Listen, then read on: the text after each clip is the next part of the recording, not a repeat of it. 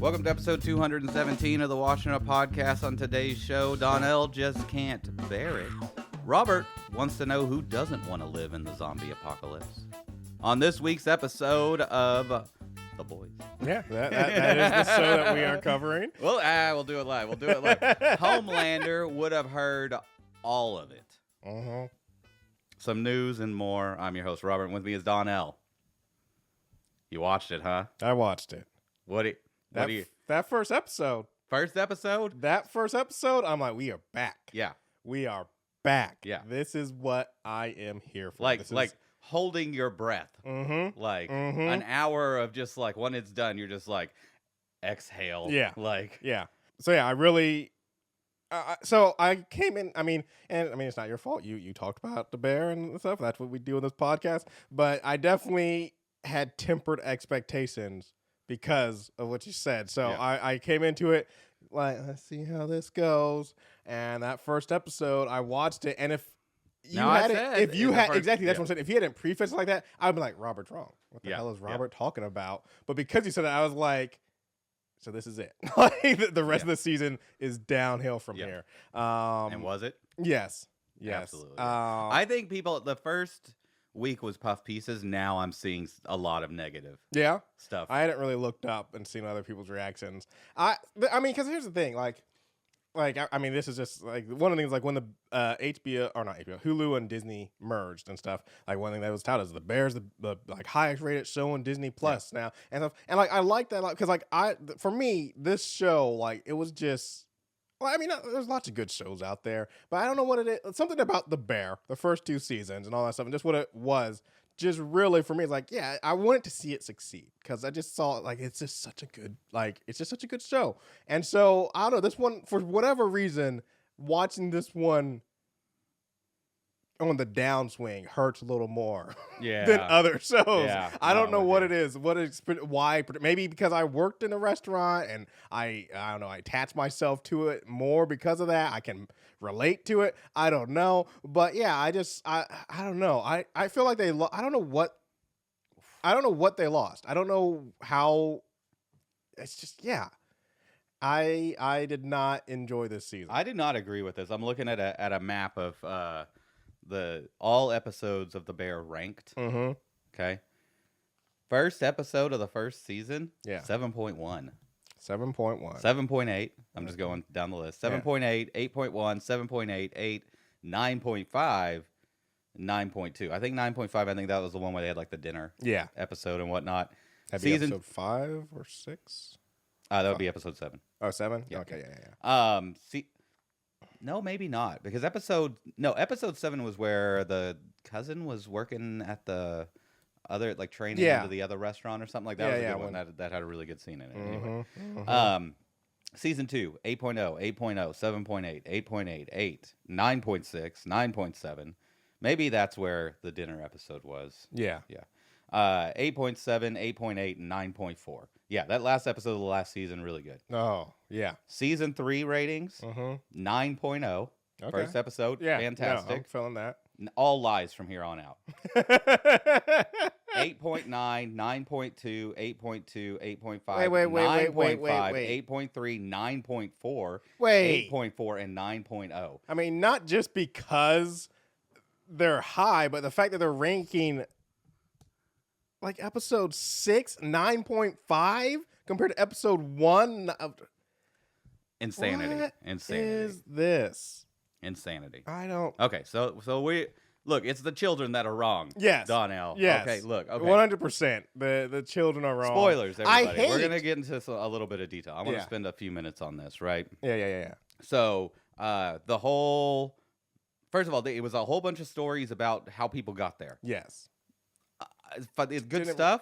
Yeah. Does not push the plot forward. No. They spent way too much time on the fallout of the last season, right? They spent the whole season dealing with the fallout of the last season. That's what I was about to say. Is like the whole season is stagnant. Yeah. Like, because nothing's like accomplished for majority of it. Yeah. Like this restaurant is going to fail. Yeah. Like you're all too crazy and whatnot. And then it was like, okay, we've got to get this review. Yeah. Like we're going for a Michelin star and we got to get this review. We find out like midway through the season that the review's good. Yeah. And then they spend the rest of the season like with the people freaking out about it. And I'm like, but you can't do that to the audience. You can't reveal the climax and then expect us to like continue filling like what the characters are filling for the rest literally of the season. The last scene of the last episode is when they reveal to the main character that it was a good review. Yeah, yeah. And I'm just like, if they had done that for the audience too, if we had been waiting for it, then we would have gotten the relief. But we were just going like, yeah, whatever. We know that he's freaking out for nothing. I mean, that's the whole thing with. I mean, maybe that's the art of it, but I didn't like it. No. I mean, because there is a way, but losing it also entails a twist. Also, there is a way to reveal the climax early and then continue the story.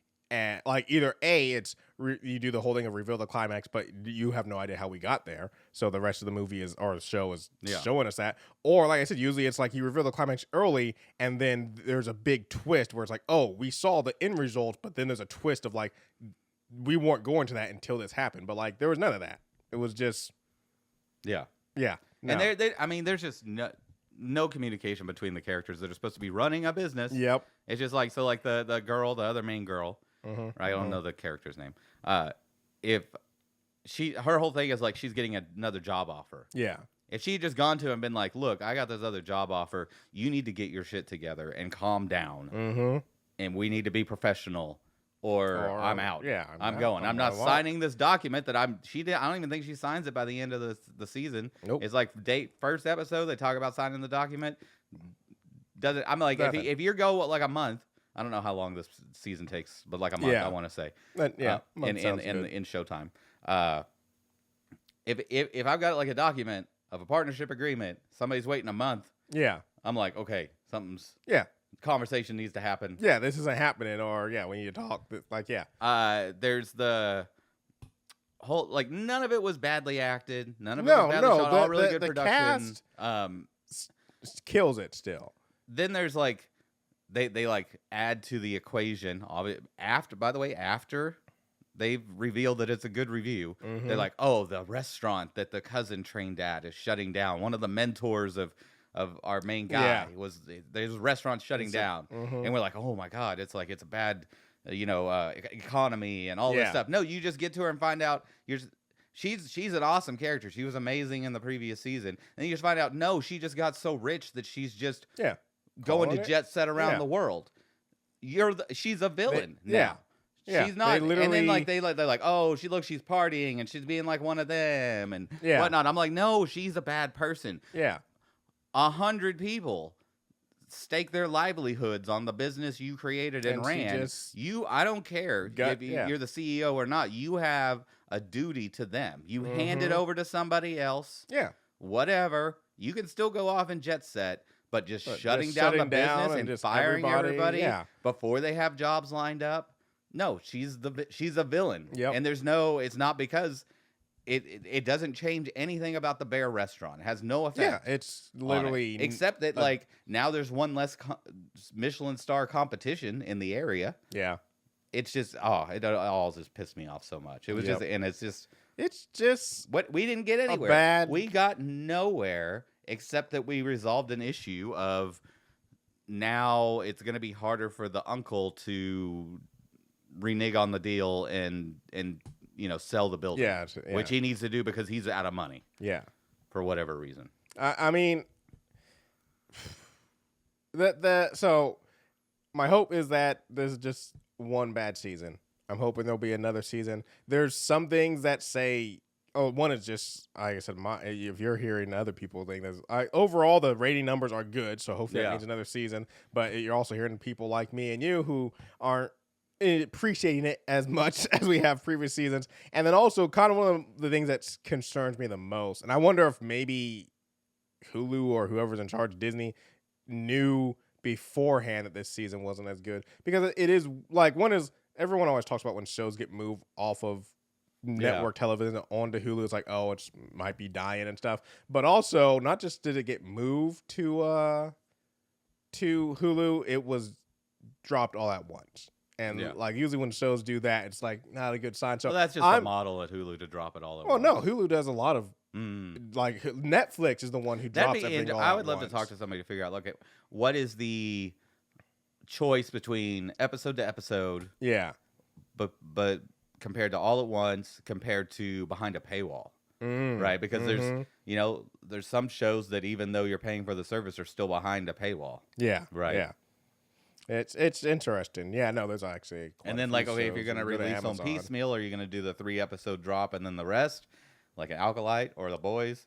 No, The Boys didn't do that. No, the Boys did. Yeah, we got 3 episodes. Or are you gonna do it 1 episode at a time? Yeah, I really wonder what the like thought process, what the game theory is behind all that. Right. I mean, I know like the episode to episode's got to be okay. Get them to hold on to the subscription as long as possible. Exactly. Yeah. Anyway, The Bear, not a good season, even though it's highly rated. I really hope we get a 4th season that we can. I don't know how many seasons we're going to get total. If we are only going to get if this is the last one, that would suck. I really would hope we get one more at least. That I think we'll get another season, especially with ratings like that. I mean, it all comes down to how many people watched it, right? And if a lot of people watched it, then we're going to get another season. Correct. Yeah. All right, Robert. Why zombies? Why would everybody like what? So I got my big long list. I know. And I'm like, you picked. I said just pick 2 because I don't know what. There's no like really kind of rhyme or reason behind it. The first one we'll talk about is Zom 100. This is not an isekai. It's not a reincarnation or anything. What? That's all Robert watches. No, it is not. It is not. I know. There's actually a live action show as well. Not super great. Yeah. But anyway, the cartoon's really good. It is about a guy in his 20s. He has a crap salary job. He just hates everything about life. Okay. Wakes up one morning. He's getting ready. I mean, he's thinking about killing himself. Okay. He's just in a bad place. Yeah. Walks out the front door. Zombie apocalypse in full swing. He gets ecstatic. All right. He's like, I don't have to go to work. I don't have to pay no bills. I am free. That the construct of society that is capitalism is wiped out. Goes to tell off his boss and then kills him because the boss is a zombie. Okay. Just nice. Yeah. And then he's like, living okay. that fantasy. Yeah. And then he says, you know what? I'm gonna come up with 100 things, my 100-thing bucket list that I've always wanted to do before I get turned into a zombie. Because he's like, look, I'm just a regular dude to some degree. I'm not a big fighter or anything. I'm gonna get turned into a zombie at some point. He's a realist. Let's get to it. So he's like, I want to drink beer all day. And he goes and breaks into a store and gets a bunch of beer and goes and finds a penthouse apartment and just sits in there and drinks beer all day and just comes up with all these things he wants to do. Nice. You know, like take a girl out on a date to this place or these things. And he finds ways to do it. There's a few other survivors around that he meets up with. And it's just a good time of him just figuring out how to, like, oh, I want to ride a motorcycle. Yeah. Okay, I've never ridden a motorcycle before. How am I going to get to the motorcycle place through all the zombies? And how am I going to ride it without getting eaten by the zombies? And that sounds like the best way to spin the zombie apocalypse. It's a fantastic kind of spin on the concept of like, it's not just survival. It's like, let's make the best of life. Yeah. So because you mentioned, one of his things is take a girl on a date, and you also said he finds ways. Does he meet a survivor, or does he take a zombie girl on a date? He takes a regular girl out on a date. All right. I was just wondering because he said he finds ways. I'm like, this man out here risking his life to take a zombie girl on a date, but okay. Nice. No, that sounds fun. That sounds like a good time. And honestly, it sounds like, we always talk about, plan for zombie apocalypse. What you going to do? How you going to survive? I'm like, maybe not. Maybe not. Sometimes it's more than maybe don't focus on survive. Yeah. Focus on having a good last hurrah. Yeah. Realistically, most of us ain't going to make it. Yeah. Next, we're going to do Handyman Saito in Another World. Okay. This is a reincarnation. I would assume so. Isekai thing. Yeah. He is a everyday handyman working in Tokyo. He gets fired from his job because he's just going around fixing things, sinks and power outlets and stuff like that. He's just got a toolbox. Yeah. But he's kind of a dime a dozen. Like he works for nothing and just gets by, and he gets fired and walks out into the street and gets hit by a truck gun. Always the truck guy. I want to make an anime about the guy, the driver of the truck, who's like doing a job for some kind of like death or goddess character. That's like he's got a list of people he needs to hit that day in order to reincarnate them to another. He's just driving around. Like he just, I mean, if I could get the rights to it, you've never read Good Omens. No. You should. It's one of the best. It's Terry Pratchett and Neil Gaiman about the apocalypse and the Antichrist, and it's fantastic. But there's in that book there's a delivery guy who's going around and delivering the accoutrement to all of the various horsemen of the apocalypse. Yeah. So he's got to go like take the scales and to the guy and the sword to war and stuff like that, and then he's got to give the scythe to death. So he's just like, he's reading like the notes. He's like, okay, park on this highway, step out of your vehicle, close your eyes, and take 3 steps forward. And then, of course, he gets hit by a car and dies. And then there's death. And then he hands him the package. And he's like, okay, you're done with the thing. And I would like to pick it up from there with that character. But like now he gets a job in the afterlife. And he's got to go drive the truck to Drives a truck that just kills everyone. Yeah, anyway, back to the story. Handyman wakes up in a fantasy world, been reincarnated. It kind of picks up with like Mid-Journey, where he's like already in a dungeon and doing stuff, and then they go back and tell the story of how he got there. Mild maturity warning. Okay. Very mild. No harems, no nudity or anything like that, but there is a lot of sexual jokes that are very funny. Okay. Yeah. In a very hilarious way. I wouldn't call it like your standard sexualization of an anime. It's a little different, and it's just very funny. I don't really like sex humor normally. Yeah. This is very funny. Yeah. For instance, the standard unit of measurement is the unit of a previous king. Okay. So it's where we have the foot. They have something like the Moderata or something like that, because it was like King Moderata. And it was like 30 centimeters. Yeah. Which is a lot. So they make a lot of jokes about that and all this stuff. It's just really good because he has no superpowers. He doesn't get any level ups or cheat powers or anything like that. He's just a handyman, but he's going into dungeons disabling traps because he's got like Japanese steel wire cutters and all this stuff. And he joins up with this ragtag group. It's a female warrior knight that's odd in a lot of ways. You've got maybe the greatest magician in the world, but he's like senile and forgets everything, so people have to remind him how to say the spells and stuff like that. It's a lot of fun and a little different than what you're used to, but mild warning. It doesn't, like I said, no nudity or anything like that. Sex noises sometimes, sexual humor, and anything that really kind of gets a little more risque is blurred out and stuff like that, but just a good time. Okay. Yeah. Sounds fun. Sounds a lot of fun. I liked it. I liked it a lot. Yeah. That's all I got for now. For today. Okay. I got 100 more, but yeah, you always have plenty more. But we'll work through that. It's going to be like 2 years from now, and I'm like, the list is done. The list has you finished. Saw my list. It's like it's like 30 long right now. That's only like there's another like 30 that I didn't even put on the list because I'm like, that doesn't make the cut. Yeah. All right, got a couple little bits of news, quick couple things. So first off, Robert, how you feel about just in general? How do you feel about Hellboy? I saw that they're doing another Hellboy. Yes, they are. I love the first 2 movies. The first one is amazing. The second one, I'll watch it every now and then. Yeah. It is not as good as the first one. No, for sure. It went a little too Muppety for me in the second one, but still really good. I'm depressed that we never got the third one. Yeah, me too.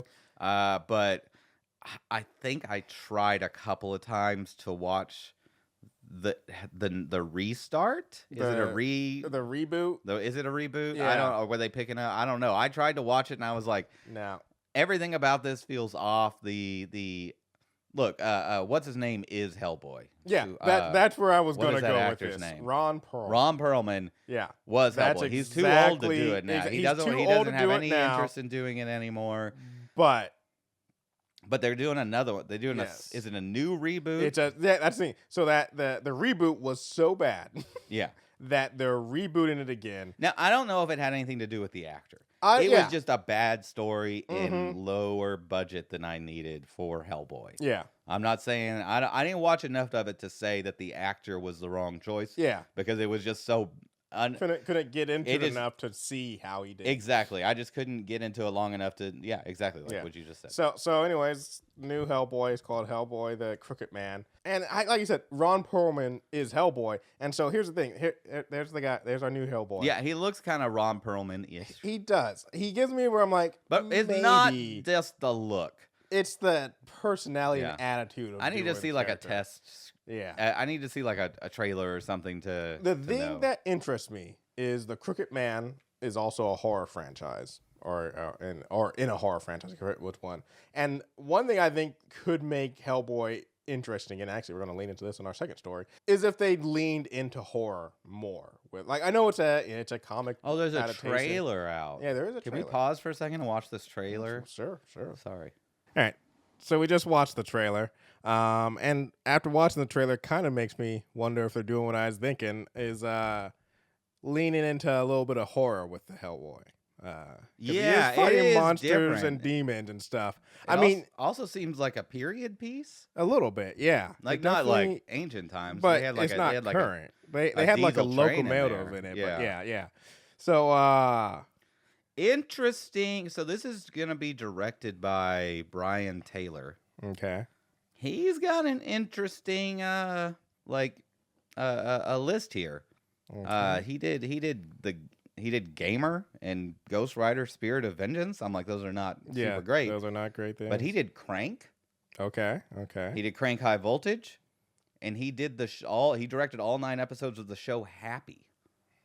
I don't know. You see Happy? I have seen that. Happy is amazing. Yeah, I'm not getting Crank or Happy energy from the trailer. Yeah, but if I had a Hellboy movie that it was in like Crank and Happy, like mentality, I'd be like, oh yeah, I could see that going places for sure. So very interesting. Another thing is, because I know it's being distributed by Ketchup Entertainment. Okay, which I'm like never heard of. They're gonna have, but I guess because it's not like Heinz. Yeah, no, it's just Ketchup Entertainment. But one of the things that Ketchup Entertainment did recently put out was the movie Ferrari. Have you seen Ferrari? No, it's pretty good. Is it? Is it good? It's not bad. We're not talking Ford versus Ferrari. Not Ford versus Ferrari. It's just normal. There's Ferrari, and it's definitely not Ford versus Ferrari levels, but it's still pretty good. Like I did enjoy it. It's just telling the story of the guy who made Ferrari. And I don't know. I like those kind of movies. But yeah, I don't know. We'll see. I'm not writing it off yet. And I'm also not getting my hopes up. But I've always enjoyed Hellboy. And especially, like you said, the first one, fantastic. The second one was fine. And I wish we could have gotten a third with Ron Perlman. They got some odd cast in here. Let's spend a minute on this. Okay. We got a few minutes here. Yeah. That Joseph Marcel's going to be in it. Okay. Do you know Joseph Marcel? Let me see. He plays the butler from Fresh Prince of Bel-Air. Yeah. Okay. He is gonna be playing Reverend Nathaniel Armstrong Watts. Yeah, that's okay. All right. Interesting. And they're gonna have Jefferson White. You didn't watch Yellowstone? Yellowstone, did you? I did not. He played a cool character in that, or interesting character in that. Yeah, he was also in The Americans. Probably a small role in The Americans. Yeah. But Jack Casey is playing Hellboy. I don't know Jack Casey. Yeah. There's a lot of not. He was in Deadpool 2, so there's that. Don't know what he played in it. Let's see. 12 Strong, Baywatch, Death Witch, Claws. What is Claws? Black Tom Cassidy. He was one of the guys who only showed up for a moment and then I don't think he'd really. I think he's gonna be like his first leading role. This is gonna be his first thing. Hopefully, I mean, like I said, that's not always a bad thing. Sometimes that's how people. Yeah, I'm not writing it off yet. Yeah. Oh, he's in 29 episodes of The Strain. Mm-hmm, I see that. He played the Master. Role. Interesting. Oh, yeah. I mean, the Master was kind of like a character you never see the face of, or was that? Oh yeah. When he took over a body. Anyway, I haven't seen The Strain in forever. I should go rewatch that. That's a good show. That's a good one. Anyway. All right. Yeah, I don't know. I'll hold the past judgment, but I'm not sold on that trailer. But mostly because it's just so different than what I'm expecting. Yeah. All right. Second bit of news is we talked about this. We never covered this show, but we talked about this. Then with the Disney Hulu merger, we thought it died. Found out, Robert, we're getting a season 2 of Hit Monkey. I thought we already knew we were getting a maybe. Oh, you just said because we thought it was going to die. But yes, fantastic. Yes, I love Hit Monkey. Yeah, that's a fantastic one. It was a great one. More story to tell there for sure. Yeah. I thought with Disney getting more involved and taking more of Hulu and all that stuff, we'd see the not that this one was good, but we see the projects like Hit Monkey and Murdoch. That's the one I mean. It wasn't good, but kind of go by the wayside. But it looks like we're getting some more. I'm happy about that. But yeah, that's all I got. I don't need any more Murdoch. No, I don't either. I was just saying projects in that vein because they definitely are. But Hit Monkey was core so good. MCU. I don't know what the viewership on Hit Monkey was. I just enough know, to get us a season 2. Good, enough to get us a season 2. That's all that matters. Hey, if we got a season 2 of Velma, how hard could it be? Yeah, true. And also, real quick, we were talking about the whole, all at once versus episodic, and like I was saying, Hit Monkey's going to be episodic. So. Oh, interesting. Because they did it all at once in the last season. I think. Anyway, we're going to take a break there, and when we come back, we're going to talk about The Boys. Well, you're the one who's supposed to bring us back. Am I? I thought you were going to bring us back. Okay, well, hey, we're back. We're talking about The Boys, season 4, episode 6, Dirty Business. A lot of different moving parts going on here. This moved things forward. This wasn't a super exciting episode in my opinion. Really? Not till the end. I wouldn't say exciting, but I was intrigued by a lot that happened in this episode. Well, not as I said, disturbing stuff, but actually with certain characters. Well, as I said in the A segment, I don't like sex humor, and there was a significant portion of time in this episode devoted to sex humor. Real quick on that, I saw an article that was talking about this because I was wondering this after I watched it. I was like, was that Jack Quaid? Did he have to deal with all that? No, it was. Oh, the director, they did an interview and they asked him that directly. He's like, they did, and basically like they wrote out the thing, he read the script, and at no point did Jack like mention anything like, hey, are we going to have a stunt double or something? And so once they got to filming it, they're like, here's the suit. And they just went like, Jack, they basically said like, Jack never brought it up, so we just went with it. Yeah, I don't, well, I was thinking like, I don't know Jack Quaid, but from what I can tell from the characters that he plays in various things, I'm like, this seems like he didn't care. You know, whatnot. I would think it was more like a cost thing, right? But I guess he just gets a flat rate per episode. Probably, yeah. Whereas in a movie, it's like per minute. Yeah. Like how many minutes are you going to be on screen? And that's like, well, we're not going to have, Ryan Reynolds? No. Ryan Reynolds? No. Is it Ryan Reynolds? Yeah, Ryan Reynolds. From Deadpool? Yeah. Yeah, okay. That's his There's name. too many Ryans. I had to second guess myself for a second. Like, they're not going to have him in the Deadpool outfit necessarily every scene. Yeah. When they can just have a stunt double, somebody they can pay less to do it, kind of thing. But I guess that doesn't really work out for TV. Yeah. But yeah, I did wonder. I was like, I wonder, and it was. But anyways, yeah, no, there was definitely a lot of that. But like that, so that just real quick, high level, this season as a whole. That's kind of one thing with me with watching this season because like me and you both agree, and actually the director or the creator came forward and said like it was never his intention. I don't know how much I believe this statement, but he was like it was never his intention to have the show parallel real life so much. And he's actually just saddened by how much it's turning out that way. And so there's a part of me again, I don't it's not believe necessarily that. Bad writing, it's just lazy. There's writing. a part of me that I don't believe that, but also there's a part of me that if he is telling the truth and he wrote this season, kind of because this season is behind, like it was supposed to come out earlier, but due to delays. So if what he's saying is true, where he wrote this season not paying attention to the world culture going on right now, and then it comes out and this like. He wrote it as this is absurd, and now we're looking at the real world like, well, we're doing it anyways. No, like I said, I don't believe it, but well, I mean, I guess they could have changed the wording on the fly, like as they were filming or something. But I'm like, there's exact quotes. True. But if this had come out last year, like exactly the same time these things were happening, that would be like, geez. But anyways, what I was gonna say about like top level is like because of that, and then also especially with this season and like crazy over the top with Tech Night and all that stuff. While the core, like the overarching, like you said, lazy, it's kind of lazy writing, and some was like meh. I've been enjoying the season a lot just because of, like, just you can pick out like moments that happen in the episodes, and like in this episode there was a couple of them that just really, to me, I find intriguing.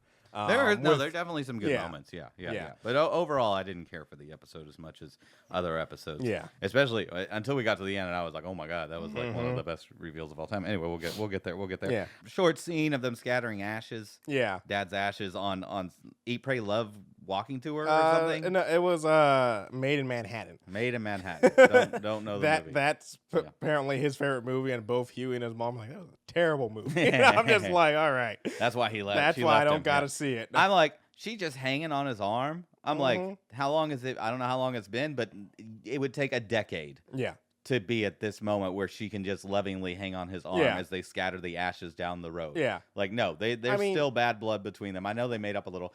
There's still bad blood, and then also, like, no offense and stuff. But, I mean, I guess you could just say maybe his mom was just, that's why she left, and maybe she's more messed up than Huey is. Because I just remember Huey and how long it took him to start recovering after he started getting involved in boys' affairs. Yeah. And she just literally watched her husband murder, like, 5 people in a hospital and then come on a murderous rampage murder. You're going to be fucked up mentally. You're not she would like, disappear again. She would need counseling. And how do they get out of there without answering questions? Like, none of it makes sense. I'm just like I said, the last episode, how were they staying hidden in the hospital? But also, I'm like, okay, now that dad's dead, I'm totally with you. How did you get out of that hospital? I mean, I guess that they would never get the body back. No, they wouldn't get the body. It would take 6 months to get the body back, right? Because from all the like. I mean, they kill him in the hospital, but they're gonna know that he was the one who went on the rampage and killed those other people. There's got to be cameras. They got to, and people have seen it. And the investigation's gonna take forever. They might be able to get out. They might be able to get out of the hospital just by acting like panic survivors. Not with the body. Not with the body. But I'm just saying. They're gonna know that was that. Yeah, they are still gonna get in touch with them and be like, hey. Even if they don't know they were there, they're gonna be like, "Hey, your dad." Investigators desperately want to talk to these two people. Yes, you just don't go on a nice main. And then they're gonna start digging and being like, "Oh, he just all of a sudden gained superpowers. Oh, this guy is like has affiliations with these groups that are going after like this." Yeah, there's a totally different episode that should have came out. There's a whole other like side story that needs to happen about this investigation. Yes. But yeah, anyways. We get that scene, and so then we get the next scene, and I want to talk about A-Train, because we get him. He calls up basically wanting to quit. I love that he's like, I'm in Toronto, so we can talk. He's like, one is because he's a fast man, he can go anywhere, and it's just like, yeah, the man just takes off somewhere, and I'm like, yeah, makes sense. Because he wants to get as far away from Homelander as possible, so he won't be heard, which makes it crazy that when they're breaking into the mansion later, there's a point in which Homelander, like, it looks like he turns on his super hearing. Yeah. I'm like, he still would have heard them, like, breaking in, or the gunshot, that even though it was silenced, like, later on. Yeah. And then, like, they're still making noise about other things. There's a point of, like, they say something, like, A-Train says something to Ashley within, like, the same room as Homelander, about like that thing that we did or something. Okay, it's over. Yeah. It's over. You just gave up the whole bag because you just said out loud that you were the only thing I could think with how much has relied on Homelander not hearing stuff is, like you kind of said, maybe it's a turn on, turn off sort of thing of like if he's not focused. Like one thing is his parallel in the DC Superman, because they talk about Superman having super hearing and how he's over time learn to tune it out, except for when he wants but it's to. Always on for Superman. But it sounds like it's not always on for Homelander. Well, there's two things. One is like it's always on for Superman, and like I said, one is that maybe Homelander like has to actually focus on it to like turn it on. But also the other thing is different in personalities, where Superman is he's the pivotal good hero who wants to save as many people he can, always do good. So I imagine he would be more willing to pay attention to stuff, where Homelander is so self-absorbed. I could also see it be like he doesn't use his super hearing other than when he when he was searching for the boys that one time was like flying all over and stuff and using the super hearing then. It's because it benefits him. He's like, I need to find these guys and kill them. But at this banquet, he's so self-absorbed and always thinking about himself and his own end. I also see it just be like Homelander, even though he had super hearing, he never pays attention to it because it's like, it doesn't matter. All these things are insects to me. So what do I don't care about them buzzing around. It's the only thing I could think about also. Yeah. There's a small thing with Frenchie and Kimiko. She's trying to go see him in jail.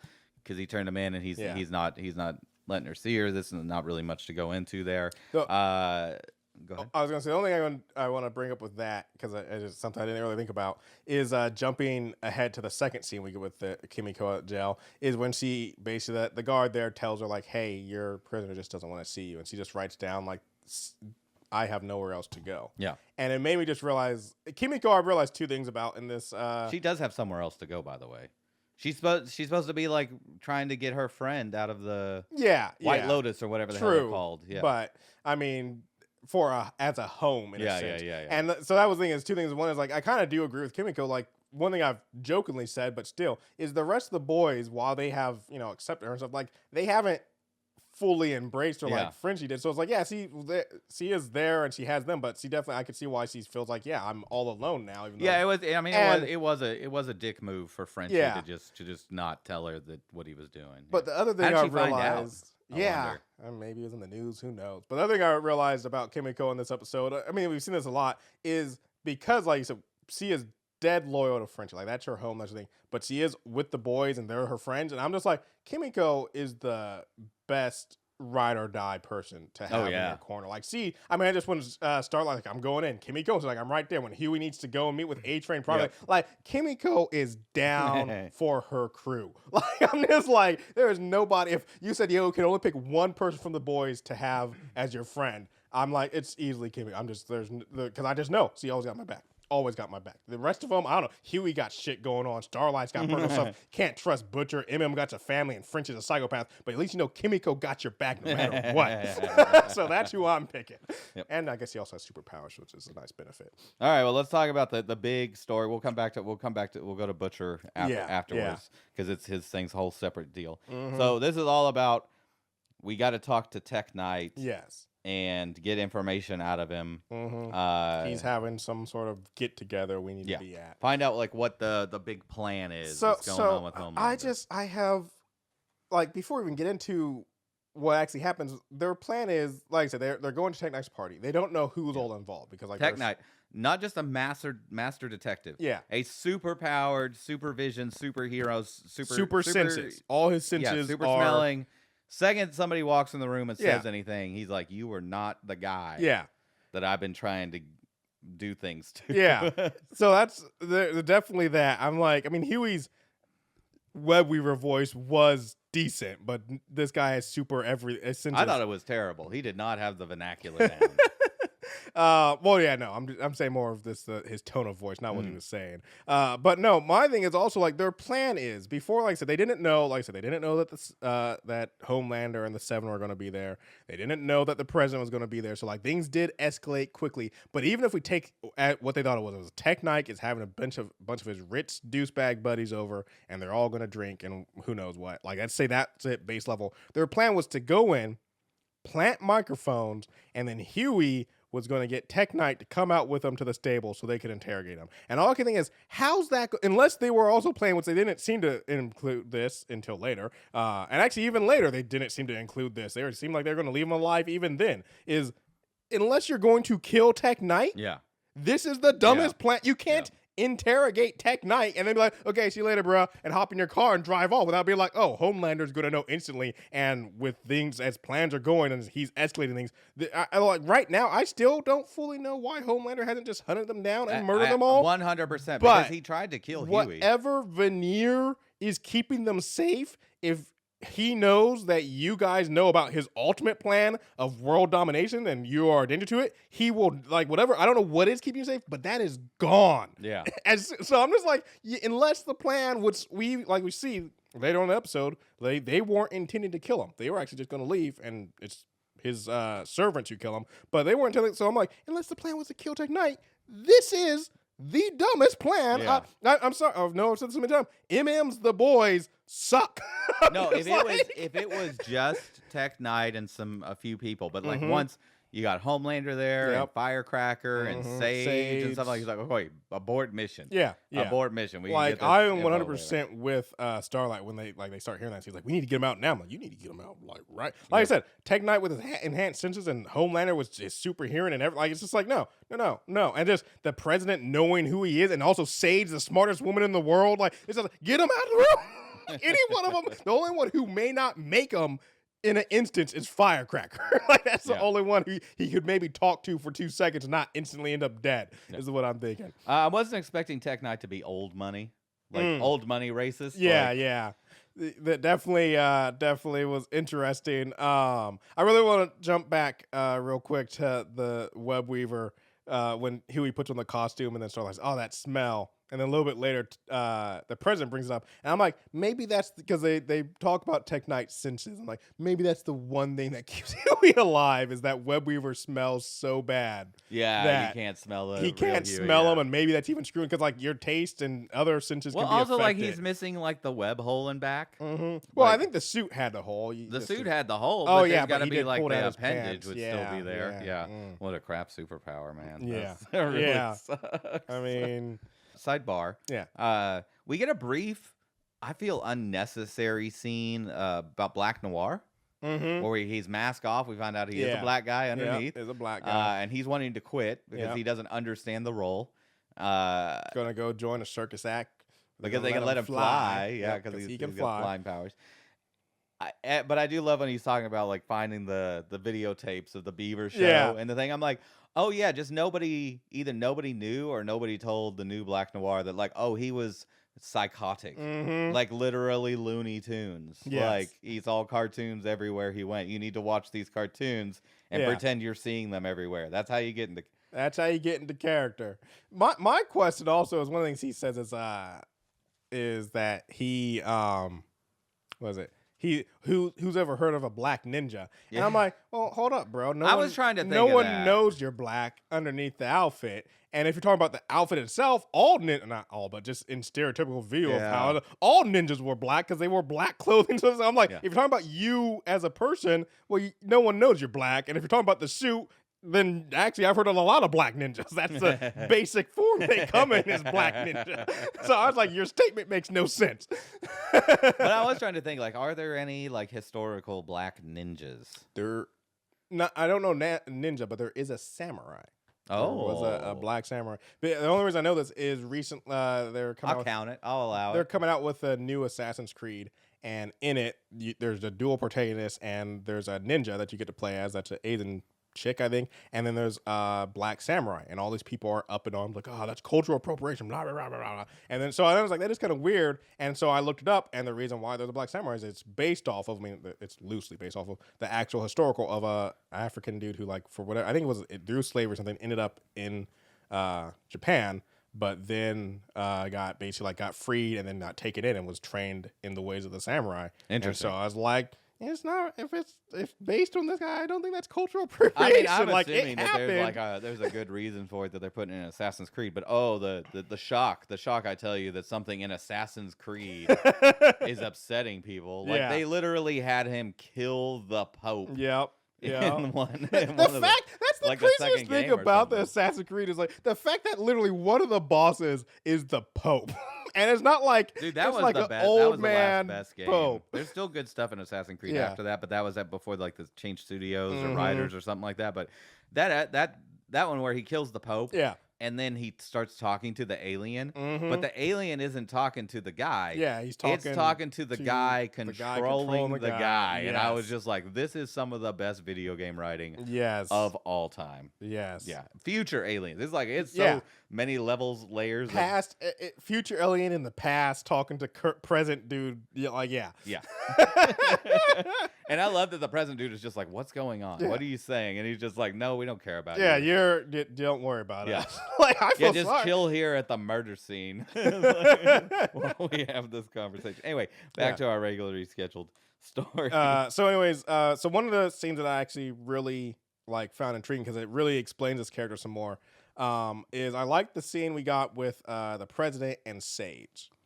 And Sage basically, the president's like, I can't do this. These people, disgust me. And then Sage telling the story about her grandmother getting cancer, leukemia, and how she literally took the time, because she's the smartest person, found a cure, and basically got laughed out of the room. Oh, that's cute and stuff. Her grandma died, and I just love because it's one of the things one of the things we first learned with Sage is that she's just being the world's smartest person. Everyone around her just all the time just seems incredibly It's stupid. going to be really interesting. I don't know if we'll get it in this season or if it'll be next season when we get to like, okay, what's a real master plan? Yeah, but getting to see like why she sided with Homelander. So because like even though I get like she's like, oh, everybody's stupid and I can't stand them, it still doesn't make sense of why she sided with Homelander so much. But just her telling this story of basically like she's also just been overlooked and looked down on to the point where she just despise, like you can tell like in this, she has so much venom and hatred for everyone because it's like, yeah, she's been looked down and talked down, even though she's proven that she's the smartest person in the world and stuff all her life. And I'm just like, this makes so much more sense why she would be full on board of let's fuck the world up because she's been living in this world as the smartest person with everybody just blatantly ignoring her or that sort of stuff for so long. They're like, yeah, that would piss me off after a while. So like, yeah, I just like this thing is like it explained her character more to me where I'm like, okay, this makes sense why she's and she's having to kowtow to a room of women hating racist, like rich women hating racist. Yeah, it's just dude, that scene where the guy's like talking about. I guess it was Tech Knight talking about catching how his family used to catch slaves. I mean, like, catchers. I bet we would have caught you, A-Train. I'm like, oh, buddy. That is so, fucked up. He can snap your neck before you can even see it happen. Like it. So one thing, we're gonna glance over the there's a whole thing where Huey's trying to get information out of Tech Knight. Yeah. Tech Knight's saying, "Oh, you can be my sidekick," and then he follows him down into the Tech Cave, which is really a sex dungeon. Yeah, and there's a bunch of nasty stuff. There's a bunch of messed up stuff that happens. We get to see, and I just want to know, like, how did that? In it, like audition maybe and casting go is we get to see his previous sidekick Ladio is his name, and I'm just like how did you apply for that role? You don't apply. Tech Knight finds you. No. I'm talking about how do you apply for the role, like audition, like to play that role, not in the show. I'm just talking about outside this. So like, what do you walk into the room and do? But yeah, so he doesn't have any speaking lines. Yeah, he doesn't have any speaking lines. Yeah, probably. But anyways, Tech Knight through a long series of things. Like I said, I feel like he should have known it wasn't, and maybe he did actually. There's a part of me that wonders if Tech Knight knew before that it wasn't Huey, and was just, or knew that it wasn't Web Weaver. Not that he knew it was Huey there was for definitely sure, there was there's you can't pinpoint when it happened, but there's a moment where he's just like, okay, this is not who I think it is. Yeah. But anyways, while Huey is experiencing this, the crew decides that, well, we got to go get him. And once again, just the sloppiest execution again. Like Kimiko's climbing up the outside of the building and drops her phone. Well, she had to drop the phone so that way they could have the awesome book scene later. Yeah. But no, you got to go back for the phone. Yeah, my thing is, you can't just leave. Like I said, you are at Tech Knight's house with Homelander and all these people, Sage. Any of them find that phone outside? Like, I mean, they're already screwed, but still, whatever. She just dropped the phone. You might say, like, oh, the phone's broken. I'm like, nah. No. Somebody's going to be able to get into that. Tech Knight figure or out Sage. whose phone it is, You're done, you know? And also, she uses it to communicate like nobody's business. Yeah. And that's going to be all on the hard drive. Yeah. Even if she deleted the messages, that's all going to be saved. I'm just like, you don't leave that phone. Yeah. But anyways, so they get in there, and then frickin' somehow they don't get spotted at any point, except for Starlight just conveniently runs into Firecracker, which I'm just like, what are the odds? And once again, I'm just like, yeah. We see this a little bit later when Firecracker's talking to Homelander. I'm just like, why? Like, you got to be willing. I hate to say, like, their goal is to kill Homelander and the vice president anyways. I'm like, you guys really got to be willing to get your hands. Like, I'm sorry, Firecracker should be dead because you know she's gonna, like, she even says, I'm gonna go to get Homelander, and I'm just like, yeah, you guys have got to get over this is a collateral damage mission. Like, once things go off the rails, it's just like, okay, kill any soup you can get your hands on. Yeah, because I'm just like, you guys are fucked. But Starlight's not that person. She's not gonna just murder.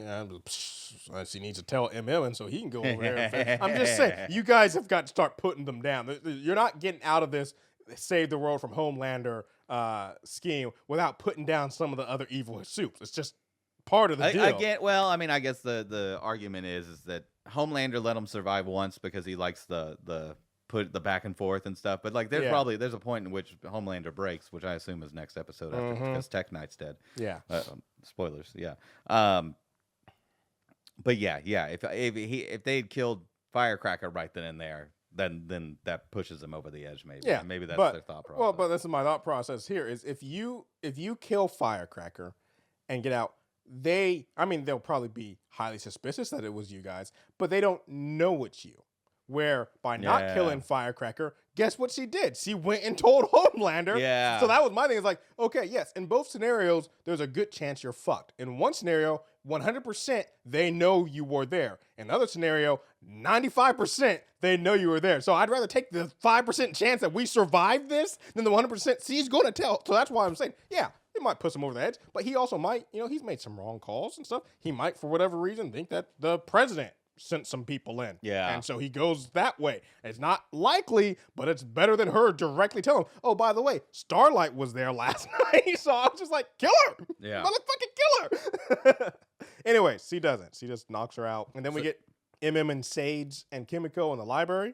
Yeah, I feel like Sage misread this situation. Why did she think that he wasn't going to shoot her? I don't know.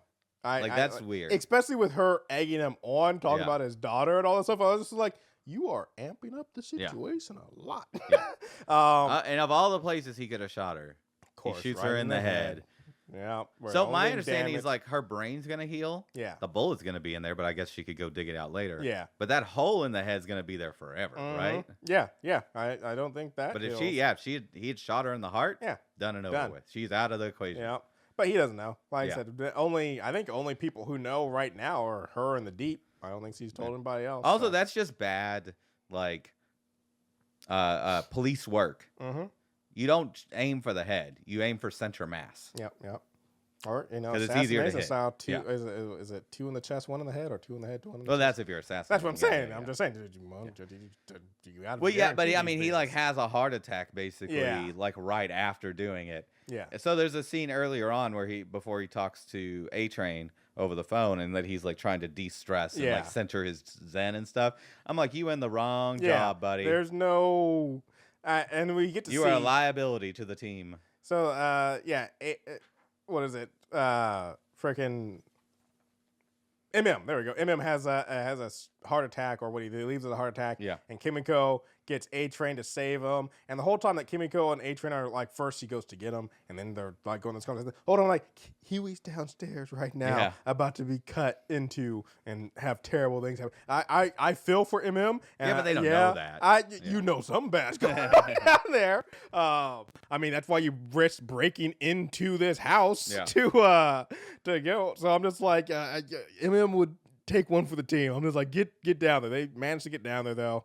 They stopped Tech Knight. I thought Kimiko broke his neck when she first like kicked him and he flew across the room and hit his head. Because I'm like, he ain't like the other soup. So I thought she broke his neck, but he lives for a while. And then they basically get out of him that Homelander has sided with him because Tech Knight family owns all the private prisons and they want to start up some internment camps. And I'm just like, yeah. I love that it was the butler that killed him. Mm-hmm. That poor butler. Mm-hmm. Yeah. So Tech Knight is supposed to be the parallel to Batman in like DC and stuff. And so I like that. Yeah, he has a butler. He has his Alfred. It's not the same. He talks about, oh, he's my father figure. Like, it ain't the same sort of father figure relationship as Bruce and Alfred have. Yeah. So the only thing I am disappointed about with Tech Knight dying is that we never got to see him in his super suit. Did he have a super suit? He does in the comics. He does, and so okay. I'm just saying. Yeah, he's got in the comics. He has like a jetpack and stuff. It's all. Oh, interesting. I thought he just wore like a suit. No. So that thing is, I guess like this not version. A suit, but he talked about being a superhero and doing stuff. So I'm like, so we never got to see his suit, but that's it. But anyways, yeah. So that's basically the gist of it. Oh well, I think the last thing to bring up before we shift over to Butcher is Homelander and Firecracker find a new way to bond. Yeah. And the only reason I bring it up is Sage is like after her performance at Tech Knight's thing, and I mean it wasn't her fault. Her brain was on the mend. But after her performance at Tech Knight's thing and then this, I'm like, Sage is in a real dangerous place right now. Because Firecracker, like she pissed off Firecracker, and now Firecracker has gained Homelander's ear a lot more than her. Yeah. And I'm just like, Sage, you might be losing it. You're losing your grip on the wheel here. But let's talk about Butcher. Yeah, let's talk about Butcher. So this was a very small part of the episode. That didn't take up very much screen time. For most of it, I was like, okay, why are we focusing on this at all? Yeah. But it's basically him trying to torture the scientists that they caught into making a serum. Yeah, making the virus. And Samir is like, hey, I can make one, but his wife is still talking to him, right? He's dying, he's puking up black stuff. Yeah. Butcher is all this, and I love the line from his wife hallucination, basically saying like, you kill one Homelander, another one's going to take its spot. Well, I think what he's really implying, and that's actually one thing that's interesting about this over the comics, is the fact that Ryan's alive. Because I think what she's really implying is if you kill Homelander, you're just going to basically burn Ryan into the next one. Interesting. And so that's that's one thing that I just think as a whole, like, because in the comics, she doesn't live and neither does the baby. Like, they both die and stuff. So like I said, that ever since season 1, they've been on a total different trajectory than the comic. But with Ryan alive, it really does make things interesting because, like, Butcher's, like, whole goal of, like, destroying all soups, like, even though, there is Kimiko and Starlight even in the comics, he definitely, while he does kind of grow to appreciate them, especially Kimiko, I could definitely see him being willing to just be like, nah, they can go. Like, sort of thing, where Ryan is that one linchpin that's like, he can't go full on kill them all. Because and so it just makes it a little bit more interesting with how Butcher like is trying to play things out. Well, I mean that's the dichotomy, right? Is you've got Joe who's like, well, let's just get it done. Yeah. Let's take it this out. Is and what then we've been wanting. And then the scientist guy is like, we couldn't create. The only way to create a serum strong enough to kill Homelander would be to create one that would be airborne and would kill all the suit. It would be a genocide. And so now he's got the good and the evil on either side.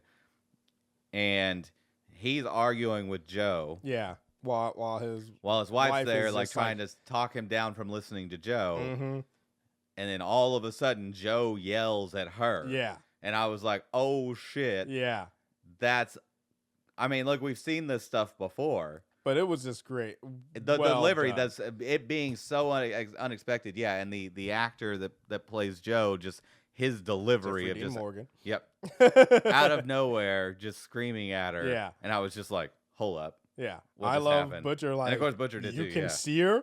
And just like, I also like the scene right after, like, so like I said, he screams at her and then Butcher goes, you can see her. And then I like the next scene, it's just to drive from the point, but still that was well shot. The next scene is from Samir's point of view, where he sees Butcher be like, what do you mean you've always been me? And so, like, you can see Butcher or how things have been already. And it's like, and so Samir's been like watching this madness play out for at least a day or two. I'm about to say, like, there were so many scenes earlier, like when I forget exactly what he says, but Jeffrey Dean Morgan's character Joe said, like, Samir's on the ground and Joe basically gives an ultimatum, like, hey, we can do this or that, or we can just beat it out of you. And then Butcher says, or alternatively, we could get you the stuff you need. And I'm like, well, all he heard was or alternatively, and it's like, or what? Like, like Joe was the one who put forth the first part of we could beat the crap out of you to get you to do it. And so he never heard that. So I'm just like, you'd be a little bit, what the hell is this guy talking about? Like, he's always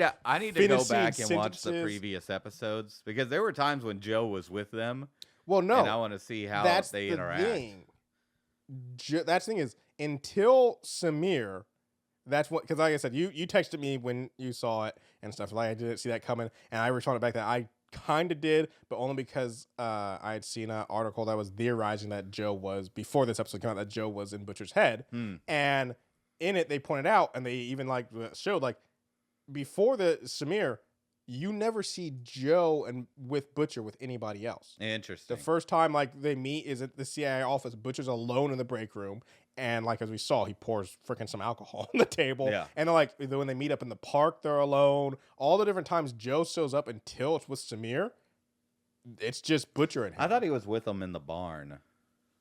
No, he wasn't. Interesting. No, he wasn't there at all when Joe didn't show up till the end of that episode. Yeah, fair enough. Yeah. Fair enough. And so that's the thing is like you don't think about it, but yeah, the whole time you're just like okay, here's this new character Joe, and now it's like, oh no, he's never been there. The thing I find interesting is Joe says, I'm the one who killed Ezekiel. That's the bigger reveal in my opinion. I would like some more explanation of that. I mean, we'll get I know they're probably Joe says that he's basically the worm. Yeah, the squid monster that's in. You know, there was the one in the rabbit, and there's a squid monster in Butcher. Butcher, yeah. And yeah, Joe can control it and has superpowers. Yeah. Through that. Yeah. So yeah, things are gonna pop off. Great reveal. Fantastic. Yeah, great ending to an otherwise mid to high episode, but not one of the better ones for sure. No. Just because I didn't like all the sex dungeon stuff. I definitely though this episode has me so excited for the next two. And also hating that there's only 2 left because I'm like, there's so much going on right now. I really feel like this season is, I mean, like I said, especially because next season is the last season, I really feel like this season is really just ramping everything up. Yep. And we're not going to get any decline. They're just going to leave us there and be like, see you next season. I'm waiting for next episode when there's a new Black Noir. Because like you can't leave. Well, that's the thing is that's what I actually going to bring up when Black Noir's like, I'm quitting. I'm like, I don't think you understand. You can't quit. Yeah. You will be lasered to death by Homelander if you quit. So real quick though, I'm just thinking, we kind of, not officially, but we've kind of gotten a heads up that we probably will be seeing Soldier Boy again. Just from the director saying that he wants to cast the other guy from Supernatural into to have them both on screen again. So I'm like, well, that means the Soldier. Like I said, it could be a flashback, but I'm also like, so we got 2 more episodes and we got the last season. I'm like, I feel like the last season, like, do you think we're gonna get, because like both these characters have kind of been, actually 3 of these. Do you think we're gonna get Maeve, Soldier Boy, and Stormfront back in season 5? I don't know. I don't think so. I think Soldier Boy I could see. Yeah. But Stormfront, I think she's down for the count. Okay, even though we did see that they recovered her body, and she was alive still. Yeah, but she all burned up. She was, but I mean, she's a suit. Maybe she can heal, or maybe Homeland been doing some stuff. I don't know if they can like regrow, like heal skin and some wounds and stuff. Sure, but like regrow limbs. I'm just wondering with the finale. And I think because Maeve just blew up, I think she's just gone. Okay. Yeah. All right. Real quick, also, that's one thing there is one quick scene between Homelander. That was another one that kind of intrigued me, between Homelander and the president, where they talk about Stan Edgar and him being out. And the president. One thing I really love how he ended that conversation, because it really did kind of help keep her from being under his suspicion. As she says, he can't hurt us. Yeah. And I was like, that's good on you, president, because you're probably one of the prime suspects. But it does make me wonder what she's doing with him. Do you think they kill the president by the end of the season? I think they do. I think I think so. I think the veil's coming down at the end of this season. Like the president's gonna be gone, and that's kind of how it's gonna end. Is New World Order for sure, and then like the next season will be okay. How do we destroy the New World Order? Yeah. All right. Yeah. Last question. Do you think A-Train survives this? No. Yeah, neither do I. I feel sorry for, like, even though A-Train is a deuce and he's the whole reason Huey's in the boys and all this stuff, I've grown to be like, I like him a little bit, and I do really feel sorry for him. Just a few episodes ago, he killed a guy on order. Well, no, he didn't. Was it? I thought he was one that snapped a neck or something. No.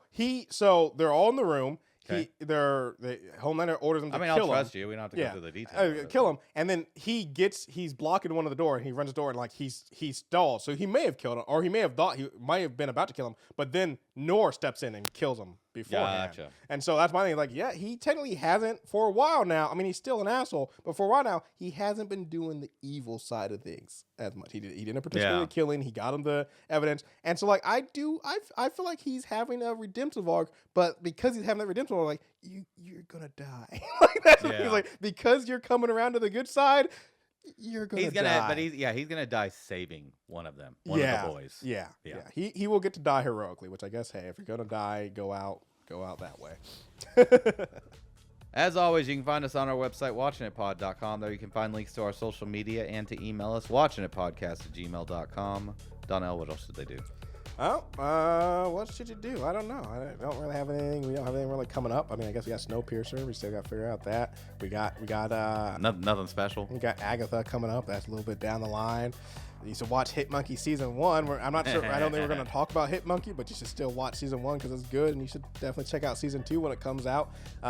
You should watch The Bear, but only so you can just see how disappointing it is, folks. It's just sad, and hopefully we'll get a season 4. And if you disagree with us on that, yeah, let us know. Let us know why you think it's good, because I can't see it. Anyways, do any of those things. Do whatever you want. I'm not your dad.